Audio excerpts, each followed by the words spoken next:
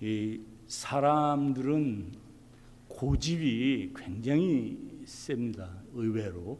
그래서 기존의 생각을 바꾸기가 굉장히 힘듭니다. 어느 날 그 랍비가 두 제자가 있었는데 한 제자가 그 랍비에게 묻습니다. 선생님, 담배를 피면서 어떻게 율법을 읽습니까? 하나님의 율법을. 그러면 안 되죠. 그래, 네 말이 맞다. 다른 제자가 말합니다. 선생님, 담배를 피는 순간에도 말씀을 읽어야죠. 그래, 네 말이 맞다. 그래서 그 두 번째 제자는 담배를 피는 허락을 받는 겁니다. 그 생각이 같은 얘기인데, 하나님 말씀을 읽으면서 담배를 피면 안 되는구나 하고 담배를 피면서까지 읽어야지 하는 거하고는 굉장히 다릅니다. 콜럼버스가 신대륙을 발견했을 때 그 반대자들이 그쪽으로 갔으니까 됐지 뭐 이렇게 얘기할 때 콜럼버스가 어떻게 했습니까? 달걀을 세워봐라. 못 세우죠. 깨트려서 세우잖아요. 발상의 전환입니다. 우리 하나님의 말씀을 예수님 오시기 전에 구약으로 한 2000년간을 연구했고, 또 예수님 오신 이후로 2000년간 성경을 연구했습니다.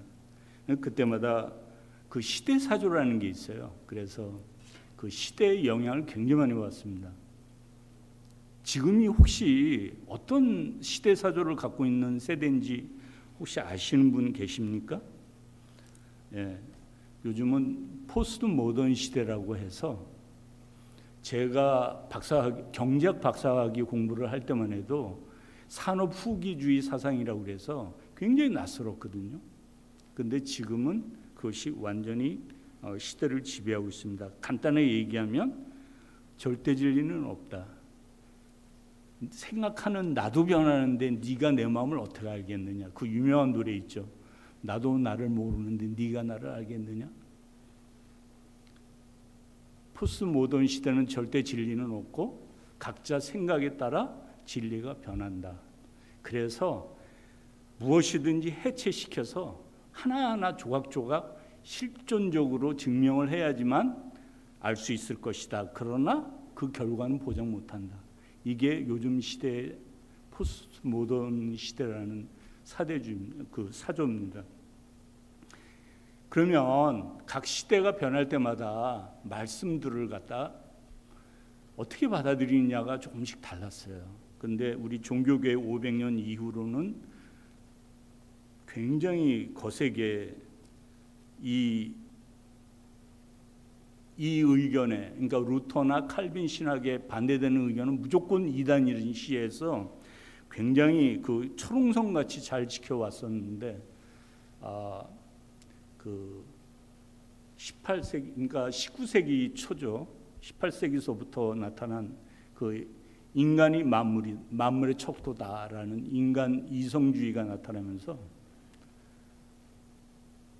이 성경도 똑같이 다른 문학 작품과 같이 파헤쳐야 된다. 그래서 증명해야 된다. 그래서 역사적으로 맞지 않으면 그것은 틀린 것이다 라는 시대사조가 있었어요. 그래서 그 유명한 불트만이라는 사람 혹시 들어보셨습니까? 왜 이 얘기를 하냐면 오늘 아침에 제가 말씀 준비하다가 유튜브를 켰는데 거기에 도울의 기독교 사상 8분 강의라는 게 있더라고요. 그래서 이 인간이 도대체 또 뭔 얘기를 하려고, 그 사람을 제가 한 철학자로서는 좋아하는데 자기가 신학자라고 말하는 데는 굉장히 제가 불만을 많이 갖고 있는데, 자기가 신학자라고 하면서 원광대에서 강의하는 내용이에요. 근데 자기가 불트만 책을 읽었고 독일 사람하고 대화를 나누다가 불트만 책을 몇 권을 권했다. 너는 독일 사람이니 쉬운 책이니까 읽어봐라, 그렇게 말했다고 그래요.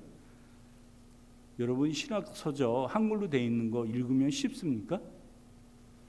그리고 그 사람이 한 얘기 중에 맞는 거는 그거밖에 없어요.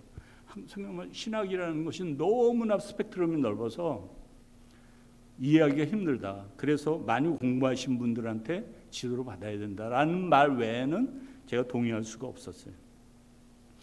왜 이 얘기를 하냐면 제가 성경 공부 시간이나 설교 때 항상 하는 얘기가 있죠. 메타 내러티브가 있고 서브 내러티브가 있다.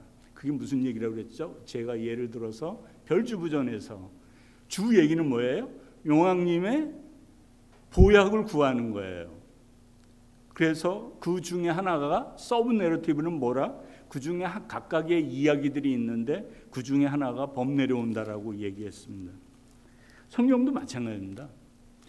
성경도 주 이야기가 있어요. 이게 66권으로 이루어져 있지만 하나님께서 세상을 창조하시고 인간하고 교제하기를 원하셨는데 인간의 타락으로 망가져서 하나님이 회복하시겠다. 그 관계를 회복하겠다는 언약이 있어요.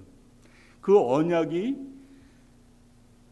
요한계시록 21장 22장에서 새하늘 새 땅으로 나타난다라고 제가 그게 주 이야기고 그 다음에 그 하부 구조의 이야기는 그 회복의 언약을 하나님께서 하시면서 행하신 일들이 하부 이야기입니다. 이스라엘을 택하시고 아브라함을 택하시고 모세로 인해서 출애굽하게 하시고 이스라엘을 선택 백성으로 제사장 나라 삼으셨는데 그 나라가 자체가 문제가 돼서 400년 동안 침묵하시다가 예수님이 오셔서 천사들도 놀란 하나님의 지혜로 십자가로 그 죄 문제를 해결하게 하시고 또 죽음 문제를 해결하게 하시고 또 다시 오셔서 우리와 영원히 새하늘 새 땅에서 살게 해주신다라는 그 큰 이야기 안에 성경들이 있습니다.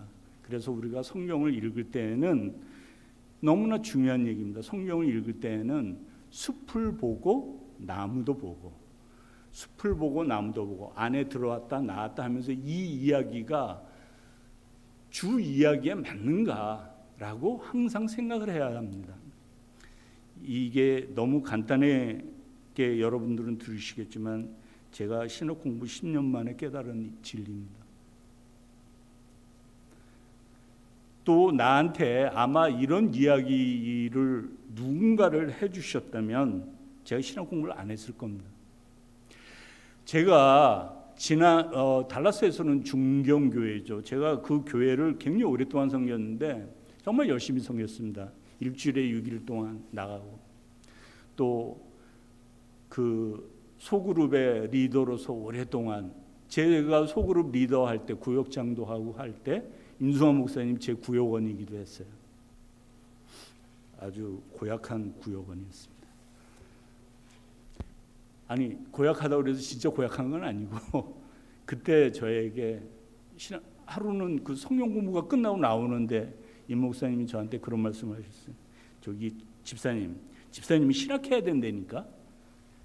근데 진짜 하게 됐어요. 저 임승환 목사님의 그 하는 말 조심하세요. 왜냐하면 저분이 한 말이 다 됐거든요. 그대로. 조심하셔야 돼요. 저분 입을 조심하세요. 근데 어쨌든 그렇게 섬기면서도 뭔가가 부족한 거예요. 뭔가가 부족한 거예요. 2%가 부족한 거예요. 만족하지 않는 거예요. 항상 뭔가가 부족하고 이게 맞나? 라는 이게 기독교인가? 근데 기독교 2% 부족이 뭐냐면 이게 기독교 맞나? 라는 생각이었어요. 이게 기독교 맞나? 내가 한번 내가 믿음으로 구원을 받으면 그 다음부터는 내가 이미 이제 천국 가는 게 보장이 됐기 때문에 신학적으로 그러니까 실제로 그 칼빈이나 루터가 그렇게 말한 건 아니에요. 그런데 그 사람이 변화가 돼야 되고 칼빈은 뭐 구원의 서정이 있어서 뭐 성화가 되고 이렇게 한다고 그러는데 그런 것들이 저한테는 이해가 안 가는 거예요. 우리 목사님께서도 우리 임 목사님도 아시겠지만 제가 집사 시절에 공부 진짜 열심히 했거든요. 왜냐하면 성경 공부를 인도하기 위해서 목사님들한테 물어봐서 어떤 책을 읽어야 되냐고 물어봐서 책도 사고, 그래서 정말 피곤한 가운데서도 제가 성경 공부를 정말 열심히 했거든요. 그런데 뭔가 채워지지 않는 그게 있었어요. 그런데 저하고 똑같은 생각을 갖고 있었던 한 집사님이 있었어요. 지금은 장로님인데 이분도 굉장히 열심히 섬겼어요. 도나스 가게를 하시는데 꼭 그 토요일 날 와서 교회를 청소를 해요. 깨끗하게 예배를 드릴 수 있도록. 그래서 우리 운영위원회에서 청소부를 어떻게 하여해야 되냐, 저분이 너무 힘들어한다. 그런데 그때마다 그분이 내가 할 수 있다. 그래서 또 부부가 열심히 청소하시고 그 온 교인이 그 혜택을 누렸죠. 근데 이분이 아틀란타로 이사를 가게 됐어요. 그런데 이제 제 딸 아들이 아틀란타에서 학교를 다녔거든요. 그래서 거기를 갈 때마다 이제 그분을 만났어요. 만나서 서로 대화를 하는 가운데 이분이 우리가 흔히 말하는 이단이라는 그 종교에 굉장히 흠뻑 빠지셨는데, 아이합 들어보셨어요? 아이합 계열의 아주 강한 그런 예배 구조를 가지고 있는데, 어쨌든 이분이 그 도나스 가게를 하면서도 그 아이합은 24시간 예배를 드리거든요. 그러니까 자기가 꼭 필요한 일만 하고 또 교회에 와서 예배 드리고 24시간 그렇게 하는 데인데, 이분이 또 그 열심을 제가 알고 있거든요. 도나스 가게를 거기서도 하시면서 계속 예배에 참석하시고 교회 가면 항상 계시고, 그분을 만나려면 교회를 가면 돼요. 근데 이분도 저한테 그런 말을 하는 거예요. 제가 어떻게 거기를 들어가게 되셨습니까? 그랬더니 내가 그 교회를 다닐 때 2%가 부족했다. 뭔가가 부족했다. 내가 정말 열심히 섬기는데도, 말씀도 열심히 연구하고 섬기는데도 그분도 참 저보다 2살이 많으신데 저하고 생각이 많이 같고, 그래서 굉장히 친하게 지냈어요. 제 애들도 어릴 때부터 친하게 지냈기 때문에 큰아빠라고 부르면서 굉장히 친했는데, 이분이 이제 그렇게 말씀하시는 거예요. 그런데 무언가 채워지지를 않아서, 그런데 내가 한 그 교회에 만족을 못 하겠더라는 거예요. 그래가지고 그 친척들, 동생들이 다 아틀란타에서 모여서 살자라는 그러한 제안을 자기가 했고, 그 핑계로 이사를 가게 됐다. 안수 집사가 뭐 딴 교회에 가기는 좀 그렇고, 그래서 그렇게 결심해서 왔는데 이 교회를 만나서, 이 목사님을 만나서 내가 이제 알았다. 그래서 2%가 채워졌다. 나는 너무 행복하다. 하늘나라를 준비하는 것이 이렇게 즐거운 일인지 몰랐다. 그렇게 말씀하시는 거예요. 그러면서 저한테 이 책도 봐라, 저 책도 봐라 뭐 이러면서, 그때는 제가 신학 공부를 하고 있었기 때문에 제가 저한테 하면서 굉장히 걱정을 하는 거예요. 저를. 그 기존의 생각을 임 집사가 바꾸기는 힘들 거야. 그런데 저는 또 그분을 굉장히 걱정하는 거예요. 성령 하나님, 어느 것이 옳습니까 하고 기도를 참 많이 하고, 그 집사님 장로님을 위해서 기도를 많이 하는데, 어쨌든 우리가 기존의 생각을 바꾸기가 굉장히 힘듭니다. 어떤 설교를 들어보고 어떤 목사님은 그렇게 설교를 하십니다. 아니, 제자들이 예수님을 3년간 따라다녔는데 그렇게 이해를 못해? 어떻게 그럴 수가 있어? 십자가에 달리니까 다 도망가? 어떻게 그럴 수가 있어? 여러분, 2000년 동안 조상 대대로 교육받아 왔어요. 어릴 때부터 8일 만에 할례 받고 7일 만에 할례 받고, 그 다음부터 절기 다 지켜야 되고, 하나님이 유일하신 하나님이고 우리 이스라엘을 택한 하나님이시고, 우리를 끝까지 지켜주시고 우리를 다윗을 통해서 약속하셨다. 그 다윗의 그 빛나던 영광이 우리한테 다시 올 것이다라고 분명히 말씀하셨다 하고 2000년 동안 교육받아 왔어요. 그래서 그 메시아가 보내주신다고 그랬는데 이분인가 보다. 이분이, 예수님이 막 기적도 행하고 고치시고 하는 거예요. 아, 이분인가 보다 했는데 예수님이 나 3일 만에 죽었다가 다시 살아날 거거든. 믿어라 얘들아. 믿어지시겠어요? 근데 그것도 3일 만에 죽는데 그 성전을 헐라 뭐 이상한 말씀을 하셔요. 그리고 예루살렘 성에 입성을 하시는데 왕같이 막 호산나를 부르면서 뭐 난리가 났어요. 그런데 가서 하신 일이 기껏 하신 일이 성전에 가서 깽판 치시는 거. 그리고 정말로 메시아 같지 않게 그전 메시아들은 그전에 메시아라고 불렸던 사람들은 일단 전쟁을 일으켜요. 그래서 장렬하게 전사하거나 포로가 되거나 죽거나 그래서 메시아가 아닌 게 증명이 돼요. 성공을 못하니까. 근데 이 메시아는 힘없이 했다가 그 다음에 유대교에서 제일 저주받았다고 하나님께 저주받았다고 하는 나무에 달려서 돌아가세요. 그래서 끝났나 보다. 아유 이것도 아니었네. 그전에도 많았거든요. 그래서 고향으로 다 돌아가요. 여러분들은 생각을 바꾼다는 게 얼마나 힘든 일인 줄 잘 아실 거예요. 예수 제자들이 이해 못하는 건 정말로 당연한 거예요. 그런데 예수님이 부활하셔서 나타나세요. 제자들한테. 이게 뭐야? 예수님이 내가 귀신이 아니라는 걸 보여주시기 위해서 야 생선 좀 구워봐 하면서 아니 자신이 구우셨죠. 그래서 드시는 걸 보여주시기도 하고. 그런데 문이 다 닫혀 있는데 거기를 나타나서 들어오시기도 하고. 신령한 몸이라는 거를 그래서 너희들 그리고 예수님이 다시 가시고 내가 다시 온다.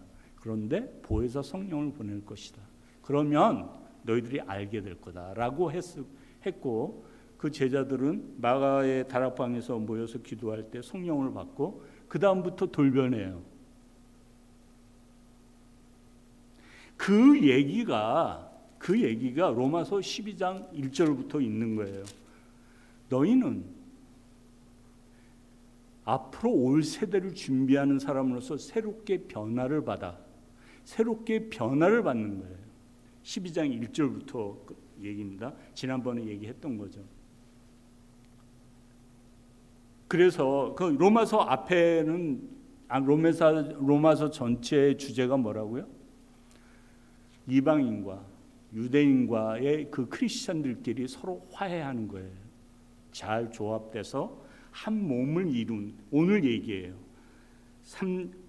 3절이 오늘 본문을 또 세분한다면 3절이 서론이고 4, 5절이 본론이고 6, 7, 8이 적용하는 거예요. 그래서 그렇게 변화받은 사람들이 믿음의 분량대로 지혜롭게 생각하라. 오늘 3절입니다. 믿음의 분량대로 지난 시간에 얘기했지만 이건 어떤 양을 얘기하는 게 아니라 다양성이라고 얘기했습니다. 그래서 지혜롭게 생각하라. 지혜롭게 생각해서 하나님의 뜻이 무엇인지를 알아서 여러분 변화를 받아 새롭게 된 사람은 새롭게 창조된 사람들은 다릅니다. 믿음의 분량대로 했는데 믿음이라는 건 지금 그 로마서 1장에서 얘기한 하나님의 복음이야. 예수님께서 하나님의 계획 속에 예수님이 오셔서 하나님의 계획 속에 십자가에 달리셔서 죄 문제를 해결하고 하나님의 계획에 의해서 다시 살리시고 그래서 죽음이 정복됐다는 걸 하나님의 나라가 임했다는 것을 알게 하시고 그 다음에 다시 승천하셔서 지금도 성령을 통해서 우리를 다스리시고 다시 오실 하나님, 예수님, 하나님의 계획 속에 있는 거예요. 이게 다. 예수님은 그 하나님의 계획에 순종한 거예요. 우리는 그걸 믿는 거예요. 예수를 믿는다고. 나 예수 믿어. 교회 다녀. 이렇게 간단하게 오늘 김용욱 한번 보시기 바랍니다. 숏 강의인가? 뭐 그렇습니다. 기독교의 강의. 뭐 김용욱 기독교 치면 뭐 많이 나오니까 한번 보세요. 근데 그 사람이 한 말이 맞아요. 예수를 믿는다는 게 뭐야? 하고 물어봤더니 예수를 교회에 다니는 사람들이 내 삶이 바뀌었고요. 내 생애가 바뀌었고 절제하게 되고 그래서 김용욱이 물어봤답니다. 안 믿는 사람도 그렇게 해? 맞죠? 우리 애들이 대학 가서 제일 실망해가지고 저희 부모, 그러니까 제 집사람과 저에게 울면서 하소연했던 게 뭔지 아십니까? 대학을 갔더니 예수 안 믿는 사람들이 훨씬 더 대화가 쉽고 착한 애들이 많다라는 거예요.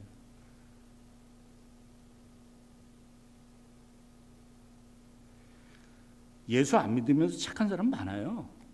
그러니까 착한 걸로 기준으로 하지 마세요. 예수를 믿는다는 거 여러분 잘 생각하셔야 돼요. 예수를 믿는 사람은 달라요. 같을 수가 없어요. 산상수훈 기억하십니까? 그건 많은 학자들이 그것은 앞으로 천국에서 살 그 삶의 기준을 얘기한 거지 실제로 우리가 하라는 건 아니다. 천만의 말씀이요. 예수님이 그렇게 사셨기 때문에 너희도 그렇게 하라는 거예요. 명령이에요. 명령은 해도 되고 안 해도 되는 게 아니에요. 하는 거예요. 자, 이스라엘에서 뺨을 때리고 다시 왕복으로 때리면 등으로 치는 거예요. 이거는 가장 모멸적인 거예요. 한 대 치면 이쪽도 내려요. 수치감을 받아라. 너희는 하나님 백성이다. 그럼 옆에서 우리 집사님들 한번 보세요. 자, 화나서 한 대 때렸어. 근데 갖다 대. 그러면 너 제정신 있냐? 너 왜 그러냐? 다르죠. 오리를 가자 하면 십리를 같이 가져라. 무슨 얘기예요? 그 로마 시대였기 때문에 오리가 부역의 기준이에요. 그러니까 도로를 만든다 했을 때 오리까지 하는 거예요. 그런데 오리까지 가자고 하면 십리까지 가져라. 골벤? 그 요즘 젊은 친구들 말 고리벤? 고리폈습니까? 오리를 가자는데 십리까지 내가 부역을 그러니까 하루 더 해주는 거죠. 그게 어떻게 가능합니까? 달라요. 요번에 우리 애들 만나서 제가 강조하고 강조한 건 그겁니다. 크리스찬은 달라야 된다. 실제로 하나님께서 예수님을 통해서 그 계획을 이루신 것, 그것을 믿는다는 사람들은 달라야 된다. 가장 큰 다른 게 뭔지 아십니까? 돈입니다. 돈을 어떻게 쓰는 줄 알면 그 사람이 정말 크리스찬인 줄 알 수 있어요. 왜냐하면 돈도 만몬이라고 그래서 우상이거든요. 강력한 신이거든요. 여러분, 지금 한국에 뭐 투표한다고 난리인데 뭐가 문제일 것 같아요? 임성환 목사님 저한테 그러더라고요. 돈이 문제야? 권력이 문제야? 모르겠어요. 그걸 제가 어떻게 합니까? 그걸. 그런데 분명한 것은 굉장한 밀접 관계에 있다는 거죠. 권력을 가진 사람들은 돈을 축적해요. 돈이 많은 사람들은 권력을 찾아 헤매요. 정치하는 사람들, 여러분 누가 어쩌고 하는데 우린 크리스찬이기 때문에 나는 진보야, 나는 보수야. 웃기지 마세요. 믿을 사람 한 사람도 없어요. 우리의 기준은 어디에 있어요? 하나님이 말씀하신, 예수님이 말씀하신 데에 기준이 있어요.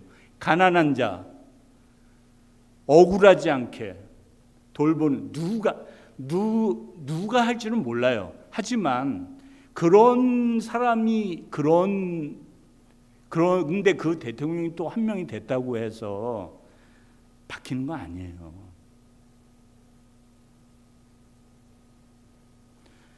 임승환 목사님은 내가 기대하지 말라니까 그런 얘기하면 이 전도사님은 그냥 부정적인 얘기만 하고 순진해가지고 말이에요. 실상을 얘기해 주는데, 팩트를 얘기해 주는데 말이죠. 전도사님 얘기를 듣고 있으면 내가 그냥 부정적이 돼. 현실이에요. 다만 누가 덜 나쁘냐를 뽑으시면 돼요.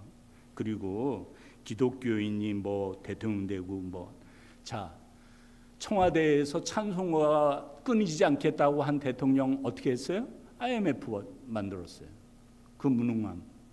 또 내가 완전히 기독교 국가를 만들겠다고 청와대 간 사람은 어떻게 했어요? 자기 배만 아주 풍성하게 채우고 지금은 아주 큰 집에서 무상급식을 하고 있어요. 기대하지 마세요. 그냥 장로고 기독교인이면, 기독교인이 대통령이 되면 기독교인답게 대통령직을 수행하면 돼요. 그 가장 모델로서 아브라함 링컨을 우리가 꼽습니다. 그 사람의 일화는 굉장히 많습니다만 하나만 소개하자면, 아브라함 링컨을 굉장히 반대하는 반대파가 있었답니다. 그분이 굉장히 좀 지독하게 독소를 날린 모양이에요. 무능하다. 근데 아브라함 링컨의 한 참모가 어느 날 오더니 그렇게, 각하 제가 편지를 써왔습니다. 그 인간한테 제가 보낼 편지입니다. 그래? 한번 읽어봐. 막 읽는 거예요. 너는 그냥 하고 싶은 얘기 막 한 거예요. 그냥 욕도 하고 비난도 하고 너는 돼지야 자잔했어요. 링컨이 다 듣고 난 다음에 시원하네.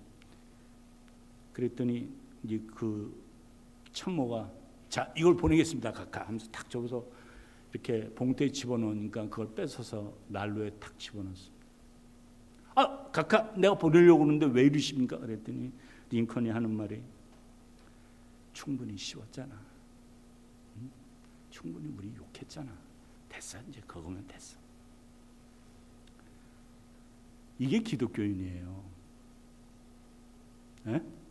말로 내가 청와대에 믿지 마시라니까. 그런 사람 치고 저는 더 안 믿습니다. 자, 그래서 오늘 그 변화를 받은 사람들이 한테 은사를 주었다라고 해요. 그러니까 이게 안 믿는 사람한테 얘기하는 게 아니에요. 믿는 사람한테 은사를 주셨다고 말씀하시는 거예요. 그러니까 처음에 한 몸의 지체를 가졌으나 하고 여기서도 할 말이 많지만 너무 제가 설교가 길다라는 컴플레인이 있으니까 자 넘어가서 한 몸이기 때문에 그 한 몸을 위해서 은사를 주셨는데 특별한 하나님께서 선물을 주셨는데 그 선물은 다양하다. 그래서 급수가 따로 없다. 다 똑같다. 똑같은 퀄리티다. 다만 역할이 다르다. 다양성이 있다라고 여러분들 그것만 기억하세요. 우리 은사는 다양하다. 다 다르다. 그러나 퀄리티는 같다. 그렇게만 생각하시면 됩니다. 복잡한 얘기가 많지만 근데 그 다음에 6, 7, 8절에서는 7가지를 이렇게 바울이 얘기하고 있는데 이 7가지는 다가 아니고 교회에서 우리 지체를 위해서 우리가 은사를 발휘할 때 그 대표성을 가진 거예요. 그런데 제일 먼저 나온 게 예언이에요. 여러분 이 예언을 어떻게 생각하십니까? 이 예언은 미래를 얘기하는 포춘텔러가 아니고 미래성이 분명히 있는데 그것은 아니고 성령의 이 인도하심에 따라 이 하나님의 말씀을 지혜롭게 풀어서 이해하는 거예요. 그래서 말씀하시는 거예요. 그러니까 그 하나님 말씀은 내가 이해도 되고 듣는 사람도 이해가 돼야 돼요. 우리 아까 말씀하신 그 장로님 있잖아요. 그 장로님 교회에서 이분이 그 교회에 반한 이유가 다 예언자래요, 그 교인이. 그래서 자기한테도 예언했는데 그 예언에 은혜 받았대요. 그 예언이, 그래서 굉장히 궁금했어요. 아니, 그 장로님한테 뭐라고 예언을 하십니까? 그랬더니 그랬답니다. 지금 장로님께서는 지도를 펼치고 높은 곳에서 지금 계획 중이십니다. 그렇게 예언을 했대요. 근데 그분이 이제 여기서 도나스 가게를 하시다 가신 분이니까 도나스 가게를 어디다 차릴까 하고 생각하셨을 거 아니에요. 또 그 얘기도 했을 거 아니고. 그래서 제가 물었습니다. 그게 무슨 예언이에요? 그랬더니 예언이지. 내가 그렇게 했잖아. 그렇게 하고 있는데 말하니까 내가 깜짝 놀랐지. 그래서 장로님이 도나스 가게 차릴 거라는 건 나도 알겠는데요. 근데 내가 예언자 아니에요. 그러니까 그분이 아니야. 우리 교회는 애들도 9살, 10살인데도 예언을 해. 예언은 그런 뜻이 아니에요. 하나님 말씀을 성령의 인도하심에 따라 지혜롭게 풀이하는 사람이에요. 모두가 이해해야 돼요. 그 기준이라는 말이 있어요. 근데 이건 뭐 어떤 교리적 전통 속에 있어야 된다라는 뭐 학자들도 있고 그러는데 그것이 아니고 하나님의 뜻을 분별하라는 말이 있잖아요. 3절에 2절에 분별한 사람, 그 하나님이 창조하신 그 새 창조된 그 사람들, 그러니까 예수를 통해서 다시 하나님의 백성이 된 사람들은, 그 믿음을 가진 사람들은 하나님의 뜻을 분별할 수 있어야 돼요. 이게 하나님 말씀이다. 그러니까 성경을 읽고 하나님 말씀을 분별할 수 있어야 돼요. 그런데 거기에 특히 은사를 받은 사람이 예언을 하는 거예요. 그러니까 설교를 하는 거예요. 오늘날 흔히 말하면 설교예요. 가장 많은 설교예요. 그러니까 이 설교는 은사를 받아서 하는 거예요. 하나님께서 나한테 어느 날 갑자기 계시를 하셔가지고 나보고 목사가 되래. 굉장히 큰 오해일 수가 있어요. 저희 신학교에서는 목사님들한테 목사 되지 말라고 가장 말리는 사람으로 굉장히 유명합니다. 저는 목사 되지 말라고 합니다. 진정한 목사가 되려면 말씀에 대한 그 열정과 하나님을 알고 싶어하는 그 목마름이 있어야 돼요. 태평양 목사라고 혹시 들어보셨습니까? 한국에서 비행기 타고 오면서 자기가 안수하는 거예요. 과거에 어땠는지 모르니까 여기 와서 자기가 목사래. 그래서 목사하면서 정말 책임지지 않는 얘기들을 해요. 또 목사가 설교를 하는데 어떤 부르심을, 그러니까 여러분 오늘 굉장히 중요한 얘기는 사명과 소명이 달라요. 소명은 뭐냐면, 예를 들면 가장 쉽게 제가 노력을 해볼게요. 여러분들 이해시키려고. 소명은 뭐냐면 바울 예를 들어볼게요. 바울의 소명은 뭐예요? 이방인의 사도가 되는 거예요. 이방인의 사도로 나를 태어나기도 전에 택하셨다라고 그렇게 바울이 고백을 하거든요. 그게 소명이에요.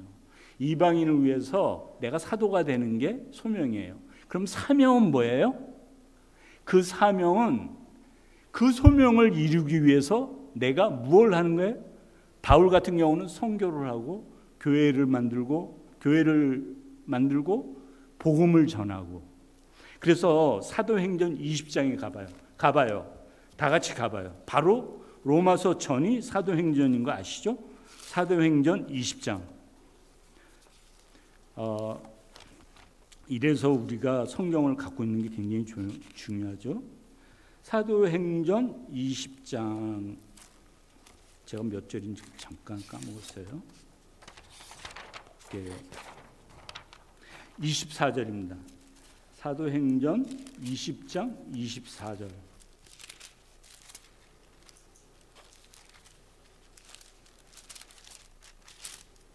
자, 그러나 내가 나의 달려갈 길을 다 달리고 주 예수께 받은 무엇이요? 사명. 사명 곧 하나님의 은혜의 복음을 증언하는 일을 다하기만 하면 나는 내 목숨이 조금도 아깝지 않습니다. 뭐 하느냐? 복음 전하는 일.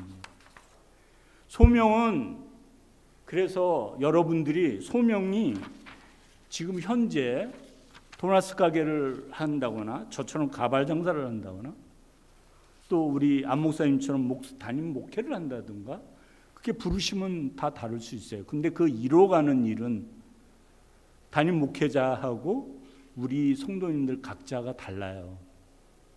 이루어가는 사명은 달라요. 그 사명을 자기가 스스로 개발을 해야 되고 생각을 해야 돼요.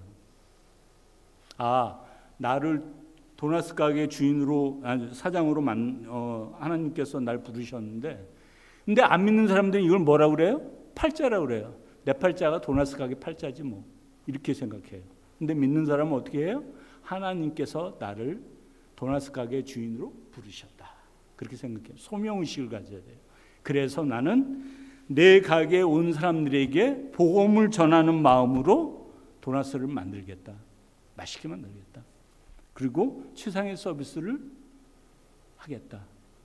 그래서 하나님 나라의 백성으로서 그 빛을 내가 발하겠다. 그게 사명이에요. 굉장히 멋있는 말 같잖아요. 나의 소명, 나의 부르심, 나의 사명 굉장한 것 같지만 사실은 하나님의 계획을 순종했던 예수님의 그 발자취를 믿는 사람들은 새롭게 창조된 사람들, 로마서에 의하면 새롭게 창조된 사람들은 그것을 아는 거예요. 어떻게 알아요? 성령 하나님이 인도하세요. 그래서 여러분들 내 은사가 소명이 무엇인가를 심각하게 생각해 봐야 돼요. 예를 들면 어떤 유명한 얘기가 있죠. 어떤 목사가 농부가 농사를 짓다가 이제 좀 새참 시간에 밥 먹고 좀 쉬는데 하늘을 누워서 하늘을 딱 보는데 구름이 뭉게 이렇게 했는데 알파벳이 PC로 딱 변하는 거예요. 그러니까 이 농부가 딱 보고 프리칭 크라이스트 설교하라고 복음을 전하라고 나 그럼 목사 돼야 되겠네 하고 땅 팔아서 논 팔아서 신학교를 가가지고 이제 목사가 됐어요. 설교를 하는데 성도님들이 너무 싫어해. 그게 설교야? 뭐 이러면서. 그래가지고 이 목사님이 이제 신학교에 자기 이제 은사님을 찾아가서 상담합니다. 제가 아무리 노력을 해도 어떻게 열매가 없고 우리 성도님들이 제 설교에 너무 은혜를 못 받습니다. 어떻게 하면 좋죠? 그랬더니 어떻게 목사의 부르심을 받았다고 생각하십니까? 그랬더니 이제 그 얘기를 했죠. 문개구름이 P하고 C를 딱 가리키길래 나는 하나님의 계시로 받았습니다. 그랬더니 그 신학교 원사님 그렇게 말씀하십니다. 그거 아마도 플랜팅 콘이었을 거예요. 옥수수를 심어라는 말인데 그걸 어떻게 그렇게 들으셨나? 그랬다는 얘기가 있죠. 은사는 지난 시간에도 얘기했지만 열매가 있어야 돼요. 그리고 은사를 발휘하는데 마지막으로 말씀드리는데 제가 지난 시간에도 얘기했죠. 그 미국 교회의 통계가 그러니까 교회의 멤버가 섬기는 자기 교회를 위해서 주님의 몸된 교회를 위해서 섬기는데 25%가 평균이라는 말씀드렸잖아요. 그럼 나머지 75%는 뭐예요? 은사를 안 받았나요? 아니면 믿는 사람이 아닌가요? 그럴 수도 있죠. 그 교회는 좋은 교회입니까? 보통 10% 이상이 섬기면 교회가 좋다고 말하거든요. 왜냐하면 섬기는 사람이 또 섬기고 이것도 섬기고 저것도 섬기고 저는 전번에도 말씀드린 것 같이 제가 집사 시절에 직책이 7개, 8개였어요. 한 사람이 또 하고 이거 하고 저거 하고 나눠서 하자고 그러면 싫다고 그러고 나는 아직 믿음이 덜 부족해서. 믿음은 아까 얘기했죠. 하나님의 계획에 순종한 예수님의 그 발자취를 믿는 거고 내가 행하는 거라고. 그걸 믿든지 안 믿든지 아직 믿음이 적어서.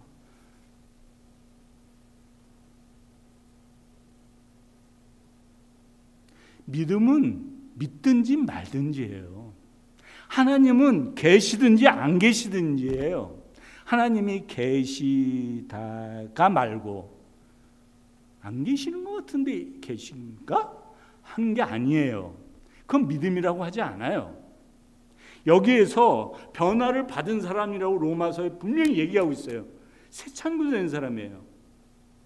앞으로 올 세대를 살고 있는 사람이에요. 그런 사람은 달라야 된다니까요. 변화를 받아. 트랜스폼이에요. 영어로는 트랜스폼이라고 돼 있어요. 전혀 변혁적인 삶을 사는 거예요. 전혀 달라진 삶을 사는 거예요. 예수님을 위해서 고통을 충분히 받아요. 십자가를 질 각오가 되어 있는 사람들이에요. 예? 정과 27범이 감옥에서 고생하고 있다고 주여 이런 고통을 저에게 주시나이까 받아도 싸지. 우리가 받는 고통은 예수님 때문에 받는 고통을 말하는 거예요.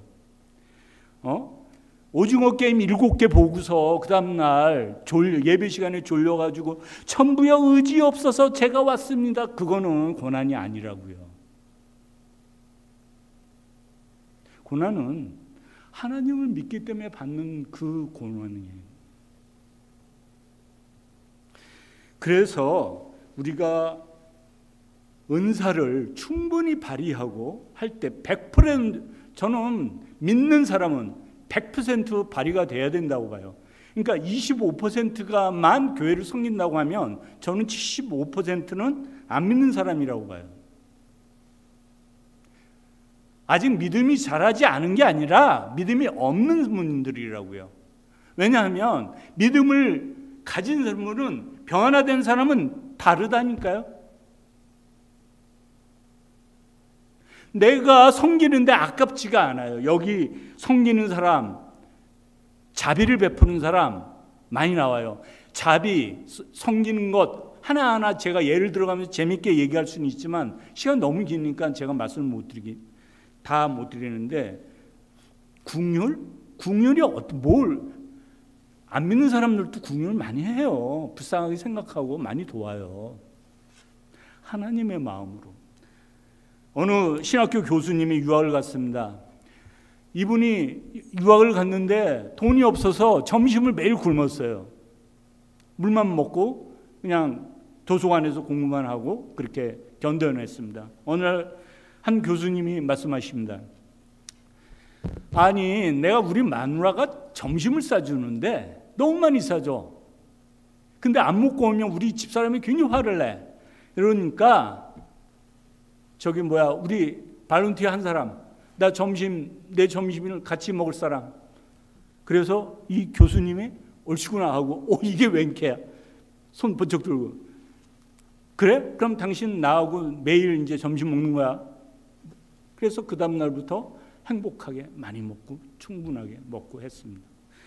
그래서 이분이 이제 공부를 마치고 귀국하려고 이제 그 은사님 너무 고마워서 찾아갔습니다. 학교를 이제 그 자택을 찾아가서 있는데 교수님이 마침 외출 중인데 그걸 오신다고 거기서 청소하시던 분이 얘기해서 기다리고 앉았는데 묻습니다. 그 청소하시는 분한테. 근데 사모님은 어디 계신가요? 그 일하던 청소하던 청소부가 대답합니다.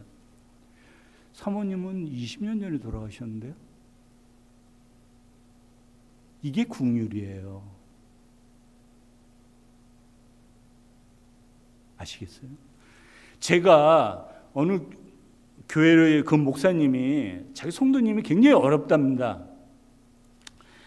저에게 좀 구제해 줄 것을 요청해 왔어요. 그래서 제가 여러분이 생각하는 것 이상의 좀 큰 액수를 헌금했습니다. 근데 그분이 4일 있다가 한국을 가는 거예요. 여러분도 잘 아시잖아요.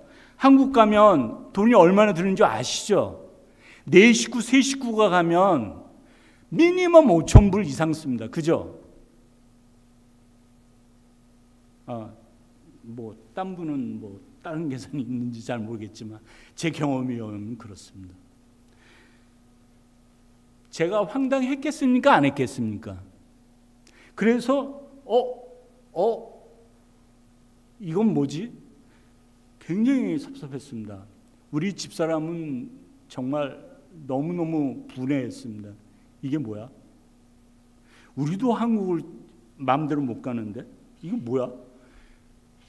그때 제 하나님께서 음성이 저한테 들렸어요. 내가 받았잖아. 내가 받았잖아. 여러분 있잖아요.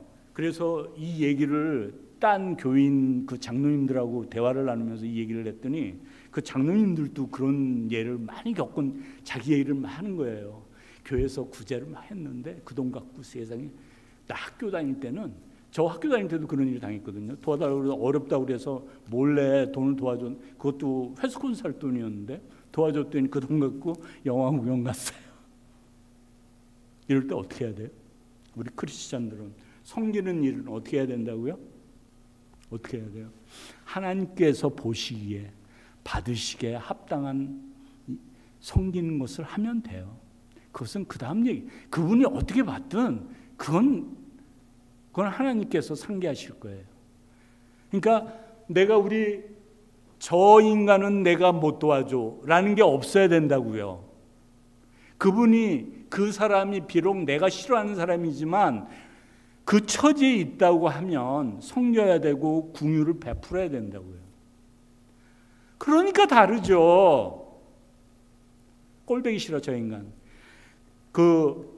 지난번에 있던 그 큰 교회에서 구역을 나눌 때 사모님이 그 구역을 편성을 했는데 사모님이 그때마다 머리가 빠지고 미치고 팔짝 뛰겠대요. 왜냐하면 구역을 정해서 여기에 가십시오 하면 난 저 인간 때문에 못 가. 또 그래서 여기랑 맞춰지면 난 이 인간이 오면 나 여기 교회 안 다녀. 너무나 많대요 이런 일들이. 그래서 제 구역에는 각 구역에서 버림받은 사람들이 전부 저한테 왔어요. 저는 아무 말 않고 다 받았거든요. 그래 너 잘났어. 제가 지금 잘난 체 하고 있습니까? 잘난 체 하고 싶은 마음은 조금 있어요. 있는데 그게 문제가 아니잖아요.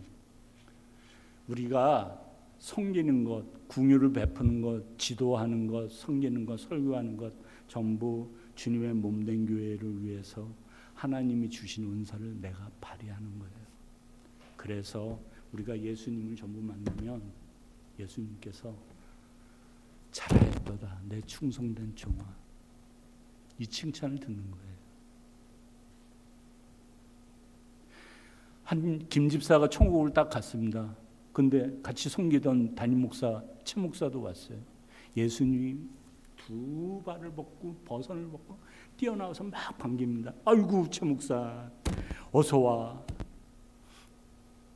그래서 김 집사가 열이 받아버렸습니다. 예수님 저는요 최 목사님은 그래도 목사만 했잖아요. 나는요 도나스 가게 하면서 그 뒤바뀐 생활을 하면서도 나는 교회에 가서 섬기고 그럴 때도 예수님께서는 주님께서는 저 최 목사만 빛나게 하시고 최 목사만 우리 교회를 대표해서 그냥 모든 그냥 영광을 다 주시고 저는 도대체 뭡니까? 그런데 천국에 와서까지도 말이죠. 예? 지금 최 목사를 저렇게 저랑 차별 대화하시고 그랬더니 화를 아주 가끔 예수님도 화를 내셨거든요. 예수님이 갑자기 팔을 딱 올리시면 화가 나셔가지고 야 김집사 네가 기다림의 고통을 알아? 야 목사가 378년 11년 11개월 20일 만에 왔어. 내가 얼마나 반갑겠어. 너 천국 들어가 봐. 전부 집사야 전부 집사. 목사는 하나도 안 왔어. 그럼 내가 안 반갑겠어? 안 반갑겠어? 응? 네가 내 마음 알아? 그러셨다는 슬픈 이야기가 있습니다. 빛나는 것이, 우리 삶 속에 빛나는 것이 하나님께서 인정하시는 것이 아니에요. 하나님 말씀을 순종하다 보니까 별 고통을 다 당하는 게 섬기는 거예요. 여러분이, 우리 수는 적지만 내가 우리 그 생명성 교회의 공동체를 위해서 뭔가를 하지 않고 있다고 그러면 이 시간 다시 한번 생각하시고, 내 섬기는 거 우리 주님만이 아시리 하면서 열심히 섬기십시오. 하나님께서, 우리 주님께서 칭찬하실 겁니다. 이 다음에 우리가 심판 날이, 예수님이 다시 오셔서 심판하실 때 우리가 칭찬받아야 되지 않겠습니까? 기도하시겠습니다.